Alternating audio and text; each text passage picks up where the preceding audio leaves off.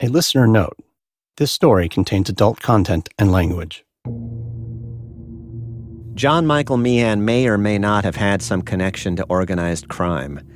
Whether to intimidate people or to impress them with his dark glamour, he bragged frequently about his underworld ties. He claimed to trace his bloodline to the prolific East Coast hitman who ran Murder, Inc. itself. He lied about everything, so who really knew? What unnerved people, once they got on his bad side, is how he talked about the mob's way of doing things, with a touch of real admiration in his voice. Like the mob's tactic of getting back at enemies, they didn't go after the enemies themselves. A dead enemy couldn't suffer after all. You went after the loved ones. You went after their families. Jacquelyn Newell was living with her mother, Deborah, at the Carlisle Apartments in Irvine near the airport. They were afraid of Deborah's estranged husband, John.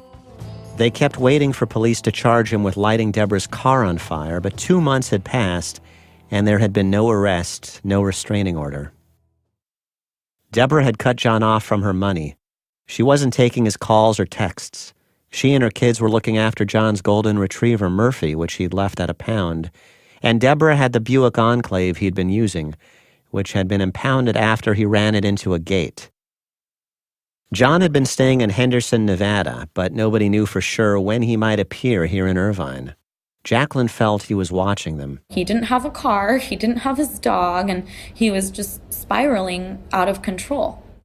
He didn't really have much to live for. He didn't have anything to live for. Around 11:30 on the night of Friday, August 19, 2016, Jacquelyn was returning from dinner with a friend. They were pulling up to the front of the complex when she saw John in a car, in the dark, waiting.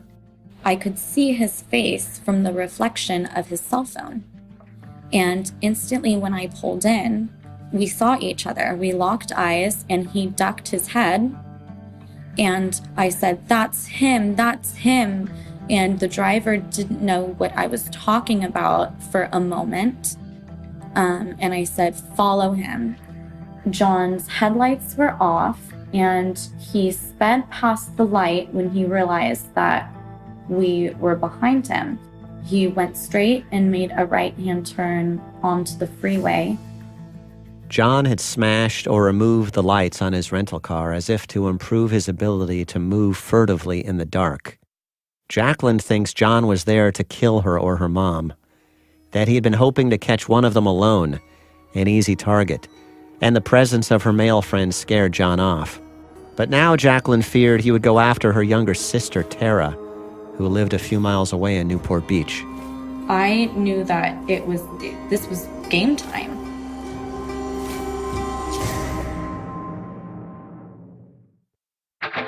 Here's something to chew on. Many recent studies suggest that having good oral health impacts your overall health. But most of us don't brush our teeth properly. That's where Quip comes in. Quip is refreshing the way people brush their teeth.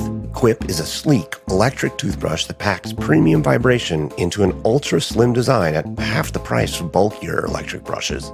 Quip starts at just $25, and you can choose a metal or plastic finish. It looks like it's part of a spaceship, but it's all toothbrush. Right now, go to getquip.com/dirtyjohn to get your first refill pack free with a Quip electric toothbrush. That's your first refill pack free at getquip.com/dirtyjohn. GETQUIP.com/dirtyjohn.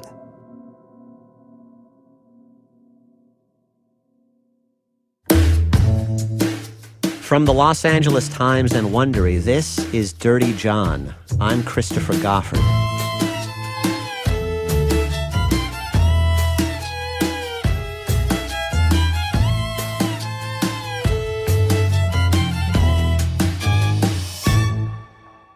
Part 6.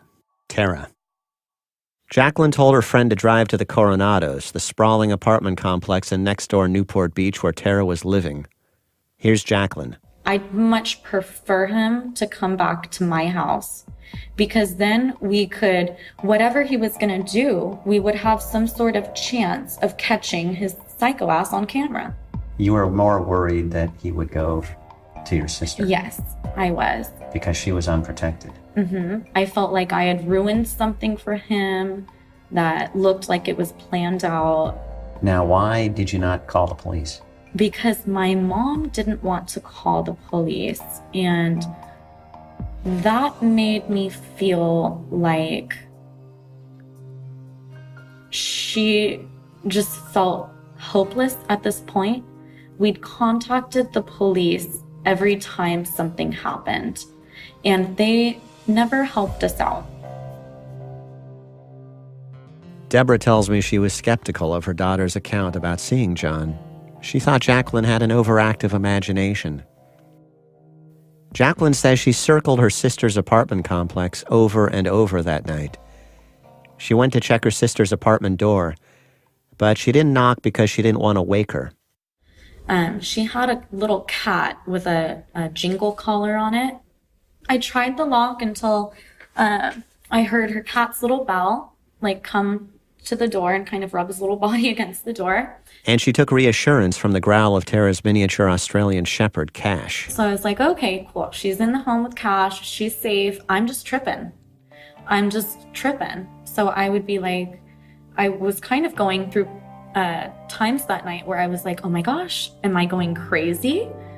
No, I'm actually not going crazy. This is really happening. Jacquelyn says she was up until 4:30 a.m., slept for an hour and a half, and called Terra at 6 a.m. I said, John's in the area. Please be careful. I saw him last night. He had the lights off to the car. I followed him. He was in a white Camry. How scared did she seem? She was like, oh my gosh, really? Okay. But I don't think that she took it that day as seriously as I did. But in the dark, she had misidentified the car John was driving. Terra would be watching for the wrong one. It's one of the hypotheticals now. Would he have otherwise been able to get close to her?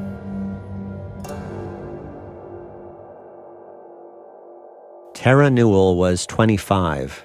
Descriptions of her almost always included the words sweet. Her voice was so soft that waiters had to lean in and ask her to repeat her order. As a kid, she was usually the smallest one on the recess yard, and so uncompetitive in softball games that she didn't even bother swinging at pitches. She had a huge heart for the smallest things. Yeah, that would describe her perfectly. So the classic wouldn't hurt a fly personality. Yeah, she wouldn't. Something that wasn't causing her any harm, no way. She's not very feisty.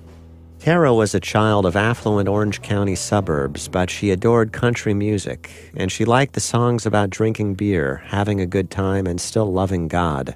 Like the company of dogs, music made her forget her anxiety. For years, Terra had lived with a vague sense of dread. When she was around 6, she woke up screaming, convinced that someone had climbed through her bedroom window to try and snatch her. She says the intruder dropped her and disappeared out the window. Her parents didn't call police. Her mother thought maybe it was a dream, the function of Terra's distress over what was happening in the house. Her parents were fighting a lot, and soon her dad left the house for good. Terra had frequent nightmares at that age. She'd see dark shapes and become convinced they were ghosts or aliens. Over the years, she says she wondered whether she was a little crazy. In therapy, she questioned whether the abduction memory was a real one, but became convinced it had actually happened. When she was a teenager, a guy she'd been dating flipped out and rammed a car into her leg. She says he was on meth. She got a tattoo on her foot that said Psalms 23, "The Lord is my shepherd," with a heart she'd seen in a Taylor Swift video. Early on, Terra sensed John was dangerous.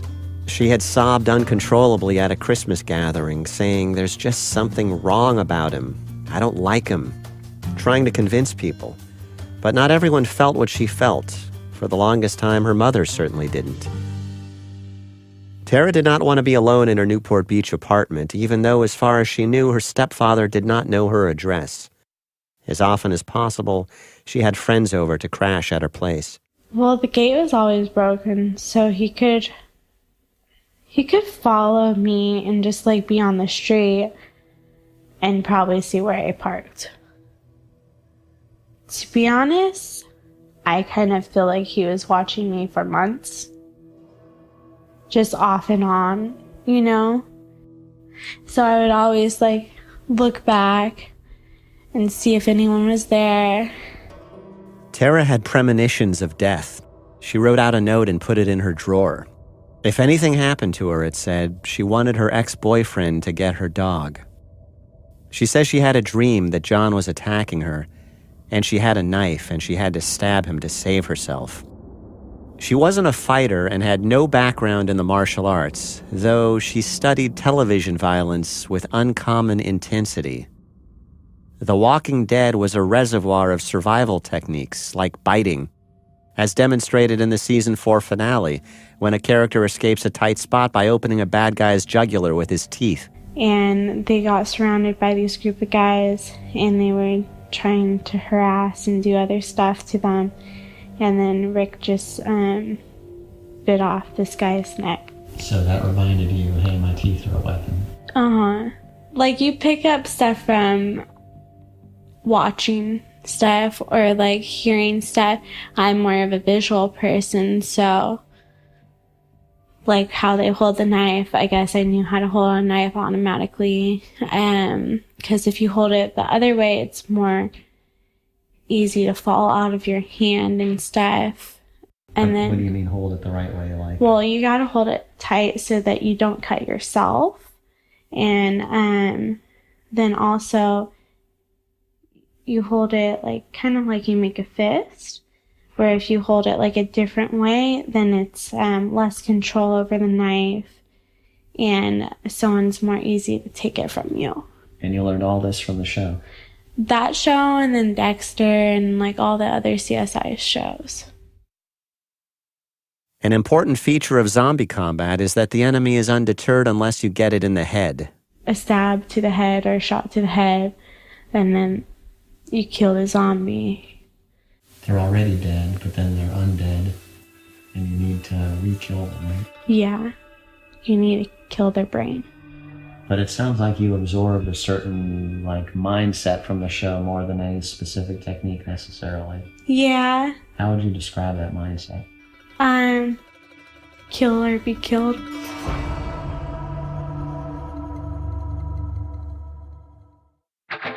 Are you hiring? Find your dream candidate with these tips from ZipRecruiter and Dirty John. Tip: stay ahead of the competition. It's perfectly acceptable to ask candidates which other employers they're considering. If your competitors for top talent are strong, think of what makes your company stand out, whether it's growth opportunities, benefits, or perks. To get the right candidate through the door, use ZipRecruiter to post your job to over 100 top job boards with one click. Their smart technology notifies qualified candidates to apply within minutes of posting. In fact, 80% of employers who post a job on ZipRecruiter get a quality candidate through the site in just one day.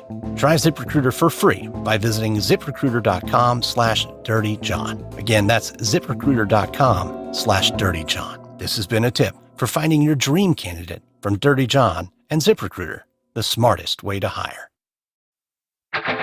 Supporting the free press is more important than ever. This podcast, for example, is the result of months of journalistic efforts. One way you can support your favorite journalists is with Texture, the app that gives you access to 200 plus premium publications, all in one place.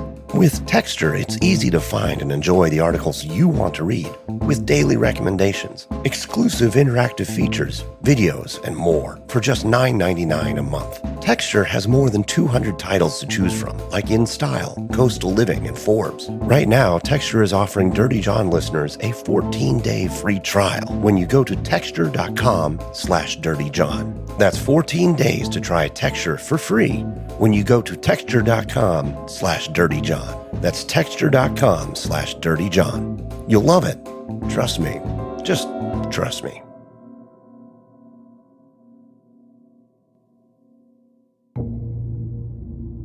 Terra was working in Newport Beach at Rebel Run, a dog kennel. A man called with what sounded like a French accent. The man made it sound like they had met at some point and wanted to know if she would be working tomorrow. He wanted to bring in his Rhodesian Ridgebacks for her to groom. She didn't recognize the voice or remember having met him or think too much about the fact that most of the grooming requests came from women, not men. She told the stranger her work schedule. Yes, she would be there tomorrow till about 5 p.m. The next morning was Saturday, August 20th, 2016, and Jacquelyn called to warn her about John being in town. It would be a good idea to keep her pocket knife handy, her sister said. That morning at the dog kennel, she greeted the labs and terriers and Dobermans and poodle mixes. She unlocked the cages. She carried the big bag of dried high-protein pellets between the cages and filled the bowls. She hosed out the cages and the concrete dog runs. For this reason, and this is an important detail, she wore rain boots.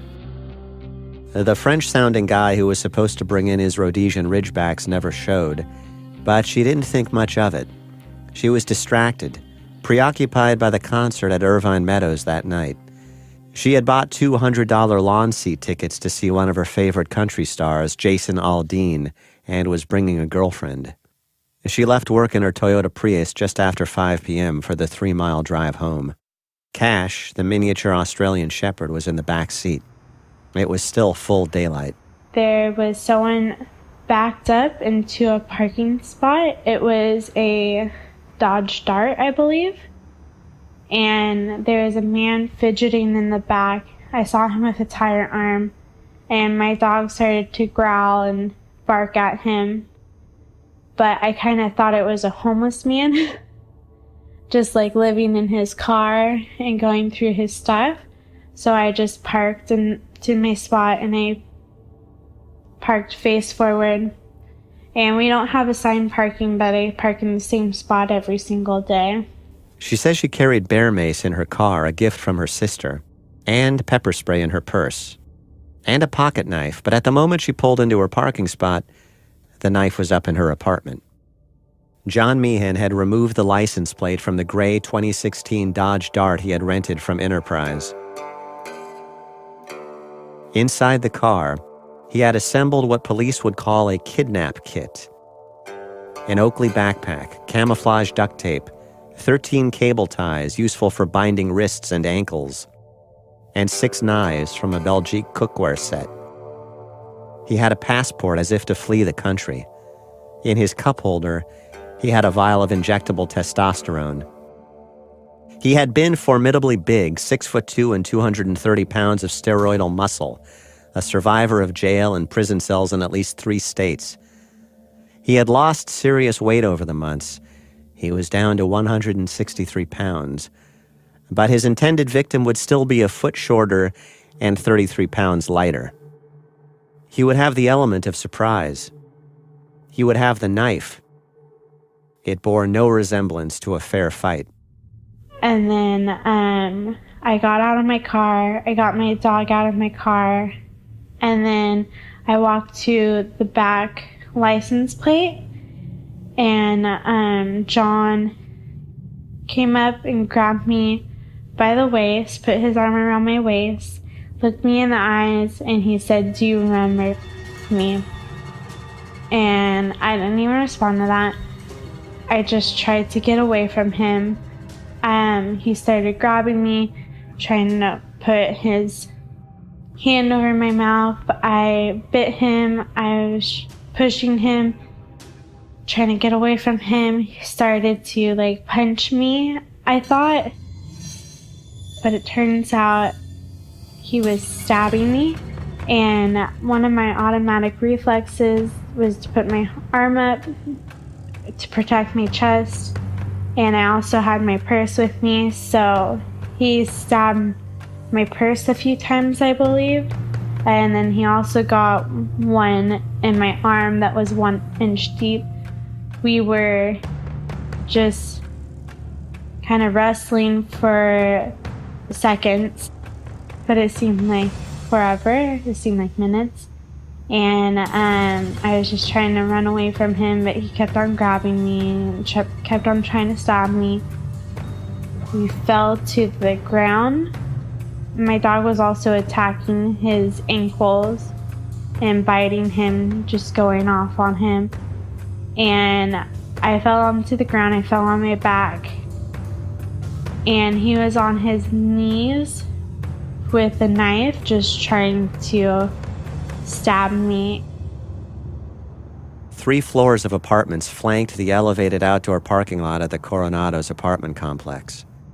Overlooking the scene where John Meehan attacked Terra Newell were long rows of windows and balconies. Dozens of them, even scores, afforded a clear view. It was a clear, bright day. Blonde, small-boned Skylar Sepulveda, 14 years old, didn't know Terra but looked like she could have been her little sister. She had just pedaled home from junior lifeguard training at the Balboa Pier on her beach cruiser. She was in apartment T302 wearing only a t-shirt-covered swimsuit when she heard the screaming and went to the window. She saw Terra struggling on her back on the far side of the parking lot a few hundred feet away, and John Meehan above her. I will never get those screams out of my head. He had a knife. The knife was a long silver blade that was shining. He was holding it over his head, and that was the last thing that I saw out of the window before I started running. Skylar told her mom to call police and grabbed her beach towel. Newport Beach 911. There's a man up here with a knife and a girl screaming. Barefoot, she bolted out the door and rushed down 2 flights of apartment stairs. My daughter's taking a towel to her right now because somebody yelled she's bleeding, so we're running over there right now. Okay, they need to go code 3. She's bleeding. It's really bad. All right, I understand. We have officers on the way. Like, Mommy, somebody's screaming. And then she saw this guy just raising his hand up and down, Okay, all right. Skylar had wrists so thin a grown man could have enclosed them with a single hand. She did not pause long enough to worry that the attacker might turn the knife on her when she got to the scene. She just knew that she would blame herself if something awful happened, that she could have stopped. And I had to run up another long flight of stairs up to the top of the parking structure. And once I got to the top, I had to run almost diagonally to where they were. And it probably took me under 2 minutes to run there. I thought it was incredible that people could let and witness other people being abused or just even their life being possibly taken away, and just watching it happen and not stepping in to try and help. I think majority of it was just the kind of place that it was. By that she means it was a big, anonymous, block-long apartment complex where it was common to overhear domestic arguments and common to ignore them. They thought it was just another altercation that was happening there. They just dismissed it and thought it was normal. The rain boots Terra wore that day were her sturdy pair with thick tread, and it's possible that played a role in what happened next. She was on her back, using her feet and legs to protect herself as he stabbed at her. And I kept on pedal kicking him and trying to block the knife. And then seconds later, just doing this, I knocked the knife out of his hand. The knife flew through the air. It landed on the pavement. It landed inches from her right hand. It landed with the handle pointed toward her. I didn't give it a second thought, and I just started wailing on him and stabbing him. Because I know that if I didn't fight back and wound him, he would continue to try to hurt me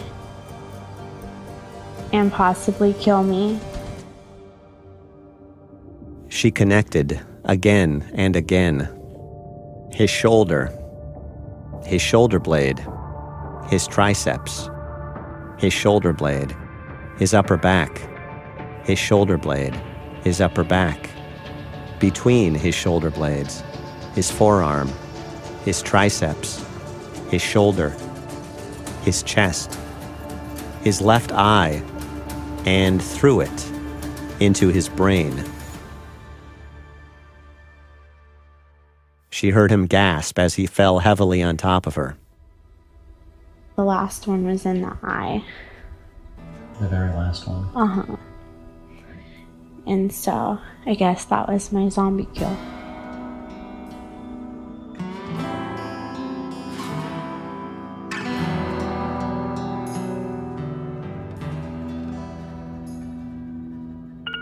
Someone's been stabbed and he attacked a girl. It's a girl and her dog, and then a guy is on the ground. I'm not really sure what happened. We just heard her screaming. Do you see blood? Here. Yes, and the guy's just on the ground. When she reached the scene, Skylar Sepulveda found John Meehan face down, bleeding and convulsing. Terra was crawling away, shaking, screaming about how he had stalked her and tortured her family. She was terrified that John would get up and attack her again. Skylar saw the wound on Terra's forearm, and she began to wrap it with her beach towel, tightly the way they taught her in junior lifeguards. It was a gash where you could see blood and muscle and tissue, for sure. It was the deepest cut that I've ever seen in real life.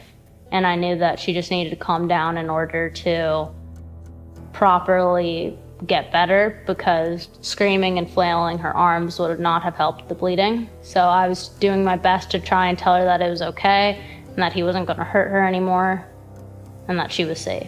She started talking, and she also tried to calm me down and just started asking me questions. And then I realized I was just in hysterics, so she started to ask me random questions about other stuff, like, when's my birthday? Like, where were you gonna go tonight? Others had arrived to help. And then the other guy went to go check on John, and that's when I called my dog back over to me, and I ran down the hill because I couldn't be around him. I was scared he was gonna wake up and try to hurt me again and hurt this guy and just like blow past him and try to get me. So I ran down to the hill with my dog and with my arm like wrapped in the towel. And then I asked her to get my phone. She ran and she got my phone. I called my mom and I told her, I'm really, really sorry. I think I killed your husband. And my mom was in hysterics and she was like, what? I don't understand. And then I just kept on telling her, I think I killed your husband. John tried to kill me and I stabbed him. And she was like, okay, I'm on my way. Beach Police, do you have an emergency? Yeah, we do. We got, a stabbing west of Hey, come on. the woman? breathe, come on. You had a male and a female? Dude, breathe. The male's not doing well. Said Westcliff and Dover. Breathe. Okay, females there. Hold on one second. John Meehan was not breathing when the police arrived and had no pulse. But they administered CPR, and soon his pulse was back, and he began to take small, short breaths on his own. Subject was moved to ICU 18. Roger, ICU 18.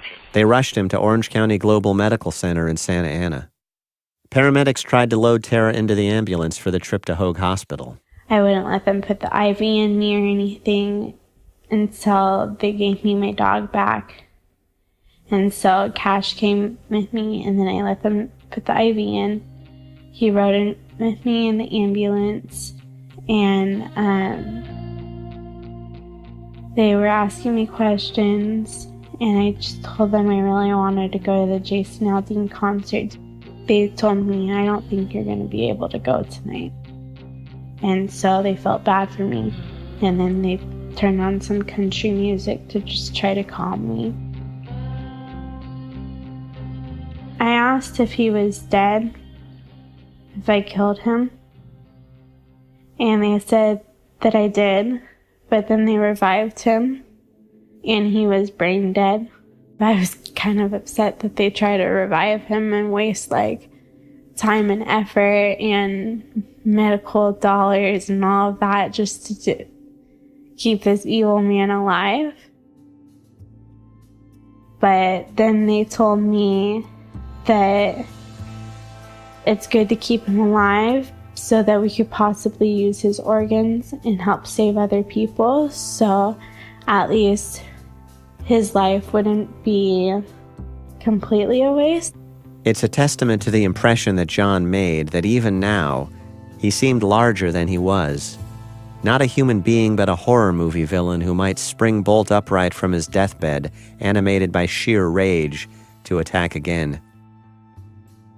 Word of what happened reached Terra's cousin, Shad Vickers. He rushed to the hospital to be sure Terra was all right. You know, I was like, if he comes out of this, this is over. It's going to be horrible. That's how good I thought he was, is I thought he was going to get out of this coma that he was in, get out of his criminal issues, and either strike another family or come to us. John's sister Donna, who had tried more than anyone to help him over the years, who had seen him turn viciously on her too, got the news from her lawyer. At first, she didn't rule out the possibility of some trick. John knew every kind. I said, I don't know, could be a story. Could be John doing something. Donna didn't go to the hospital where her brother lay unconscious, covered with 13 stab wounds. I never saw John. I never did. I didn't want to say goodbye. I'd already said my goodbyes. John's other sister, Karen Duvalet, was summoned to the hospital. Deborah Newell did not want to be responsible for pulling the plug on her husband. She thought Duvalet should decide. Duvalet is a nurse. She looked at the brain scans and realized her brother had no chance. She gave the okay to pull him off life support. A transplant team tried to harvest his organs, but years of drug use had ravaged them. John Michael Meehan, drug addict, failed law student, disgraced nurse anesthetist, fake doctor, prolific grifter, black-hearted Lothario and terror of uncountable women, was declared dead at age 57 on August 24th, 4 days after he attacked Terra Newell. Deborah and Karen were led to a room in a Santa Ana funeral home where his body lay in a long, plain cardboard box. They watched the lid go on the box and the box go in the oven. The door closed. He turned into black smoke, and that was all. There was no memorial service. Terra struggled with guilt. It helped to talk to Meehan's sisters. This is Donna. I brought her flowers, and I thanked her. I said he could have made it a lot worse for a lot of people the rest of his life. You know, you did a good thing. Sounds weird, but he was a bad person. But I think it helped. I don't know. Everyone who heard the story had the same question. How did she prevail? I asked Shad what sense he could make of it. Zero.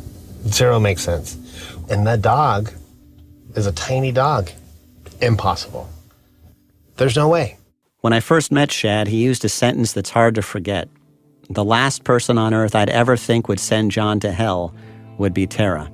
And so what is it that was in you that gave you the ability to survive that? Could you talk about that? Well, I had a genuine hate for him. This guy was taking away my mom.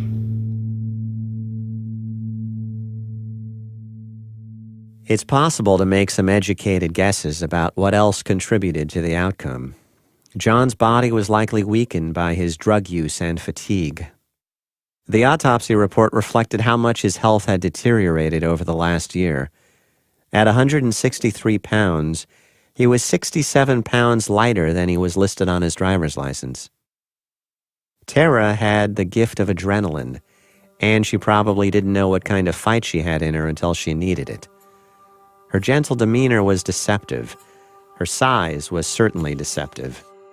For years, she'd worked with big, aggressive dogs. Her upper body is built like a swimmer's, strong, round shoulders. I think of him as pure evil. I think that if there's a devil, then he's probably the devil or the devil's son. I've had a dream about this moment, and I would actually stab and kill him, but then I never knew it would happen. And I never thought oh, I'm watching the show and maybe this show might help save my life one day. I just thought if there's a zombie apocalypse, then maybe I might know what to do.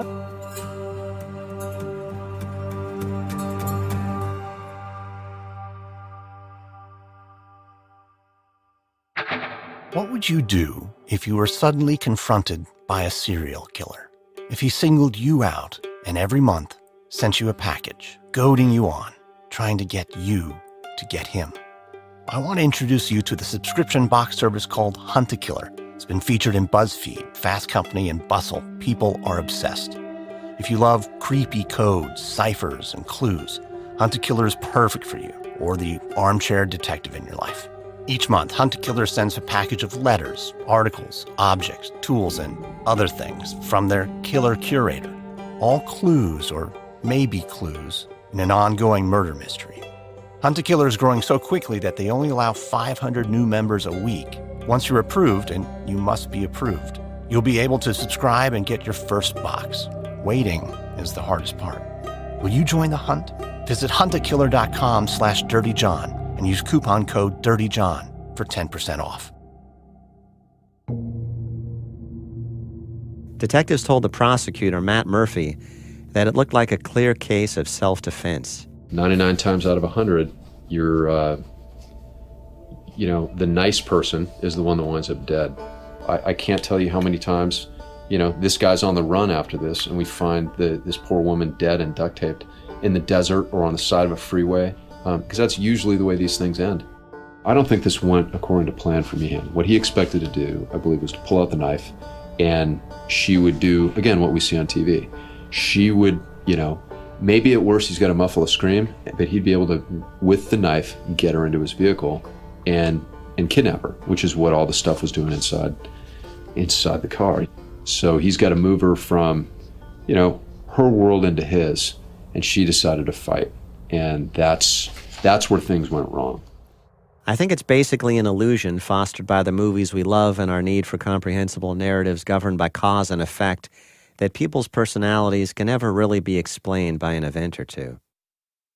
Still, when you're writing a story, you're always looking for some burning insight, some skeleton key that might unlock a person's personality. You rarely find tidy answers, and sometimes nothing resembling any answer at all. You're not going to get the incinerated sled at the end of Citizen Kane, the convenient image that makes you say, so that's what warped this guy's soul. What made Dirty John Dirty John? The prosecutor did not seem vexed by the elusive origins of John's consummate dirtiness. The fact is, some people are just born bad.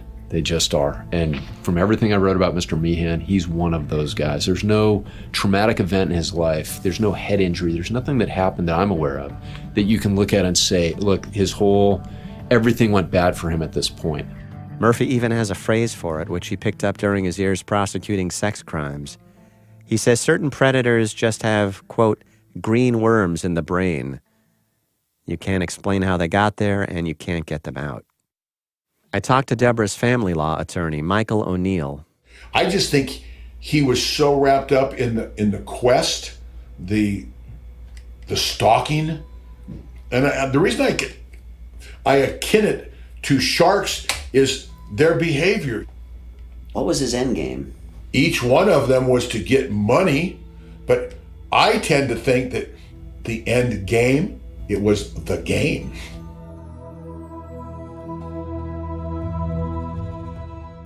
John Meehan never left a note explaining what he had intended to do. Maybe he had planned to kidnap Terra and hold her for ransom to get Deborah's money. Maybe he wanted to punish Deborah by killing Terra, which is the explanation that seems most plausible to me. And that's what my uncle and my dad would say. If you want to get revenge, you don't put revenge upon who you're mad at. You harm the people they love. This is Donna again. And if anything comes out of this, Chris, that if there's any women out there that just feel, oh my God, how did I not see it? How did I not know? It happened to me too. And I was the only one that ever helped him. And he did it to me. Do you think that there are a lot of women out there who don't know that he's dead, who are still living in fear of him? Yes, there has to be. There has to be.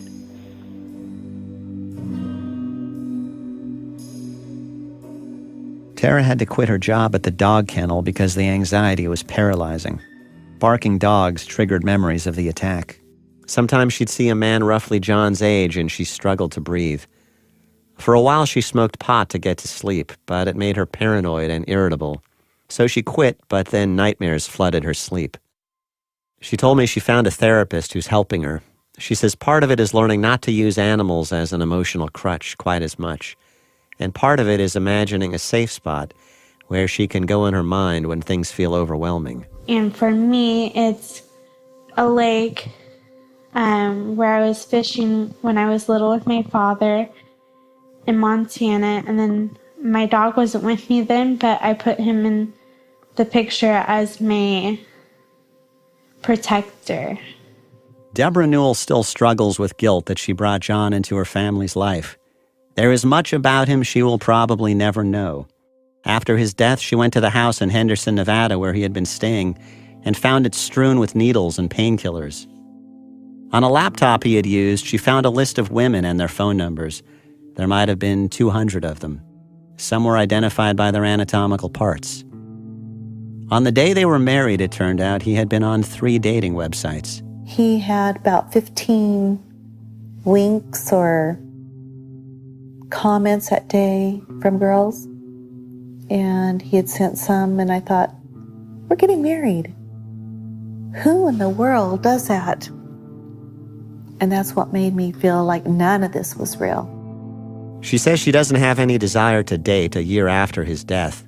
She's content with her life. She's close with her kids again. She recently bought her daughters stun guns, pepper spray, and rape whistles. They talk every day, sometimes just to say I love you. She doesn't need a boyfriend or a husband. She says she feels like she's over John. She's concluded that he didn't know how to love, that he was some kind of sociopath. But it took her a long time to understand that. In the months after his death, it was hard, trying to figure out what was real and what wasn't. Was it possible that he had been lying every time he touched her and every time he smiled at her? One of the first times I met Deborah, she showed me footage of their Las Vegas wedding on her iPad. She clicked on it. Deborah, will you take John to be your wedded husband to live together in bonds of marriage? There they were at the altar exchanging rings. Please face each other and hold hands. She was rubbing his hand. He was smiling at her tenderly. John, please repeat after me. I, John. Hi, John. Take Deborah. Take Deborah. Watching it now, she had to turn away. My wedded wife. She had a catch in her throat. Deborah, will you take John to be your wedded husband to live together in bonds of marriage? Will you love him, comfort him, honor, and keep him so long as you both shall live? Yes. She asked me, doesn't he look happy? Take the one you love down to that river, my son. Release all your demons.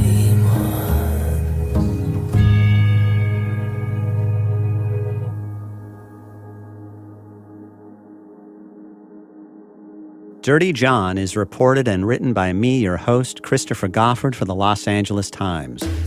Karen Lowe is our producer and editor. Audio design by Jeff Schmidt. Executive producers Jeffrey Glazer and Hernan Lopez for Wondery. During this production, our LA Times team has included Shelby Grad, Steve Clow, Robert Meeks, and Devon Maharaj. Thanks to Rick Loomis and sound engineer Ravi Carmen. We owe a special acknowledgement to the work of Hannah Fry, the reporter who broke the story of Meehan's death for her newspaper, The Daily Pilot, and who contributed research to this project. You can read the story at latimes.com. We're putting up installments as these episodes air. And check the website for photos of this story. We'd also love to learn more about you. Please go to Wondery.com/survey. Thank you for listening. Well, Devil's got your boyfriend. He's got the one who said he'd always love you.